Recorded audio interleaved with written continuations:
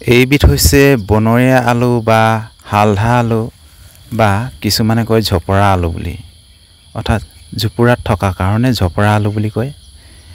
ইয়াৰ এটা ঔষধি গুণ আছে, সেয়া হৈছে যিসকলৰ পাইলছ আছে অৰ্থাৎ কেঁচুমুৰীয়া আছে, সেইসকলে এই লতাডালৰ যিবিলাক পাত আছে এই পাতবিলাক ভালকৈ ছিঙি ল'ব লাগে এখিলা এখিলাকৈ।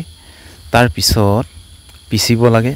পিচি পেলাই ৰাতি যেতিয়া আপোনালোকে শুৱে তেতিয়া শুওঁতে মলদ্বাৰত ভালকৈ বান্ধি শুই যাব লাগে। এনেকৈ আপোনালোকে ৰাতি বান্ধিব লাগে আৰু প্ৰায় আপোনালোকে এক সপ্তাহ পৰ্যন্তলৈকে বান্ধিব।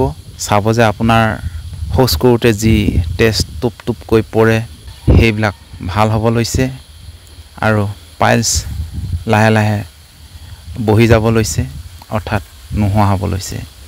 এই বস্তুবিধ, এই লতাবিধ পাবলৈ আজিকালি নোহোৱা হৈ গৈছে, কিন্তু জংঘলবিলাকত বিচাৰিলে পায়। আপোনালোকে য'তেই নাপাওক লাগে ইয়াৰ গুটি লৈ আহি ঘৰতে সিঁচিব আৰু ইয়াক সংৰক্ষণ কৰিবলৈ চেষ্টা কৰিব। বিশেষ একো ডাঙৰ কথা নহয় ইয়াক যতন কৰিবৰ কাৰণে। ইয়াক মুঠতে ইয়াৰ যিবিলাক গুটি লাগে, গুটি আলুবিলাক আপোনালোকে আপোনাৰ বাৰীত সিঁচি দিলেই হয়, হৈ যায়।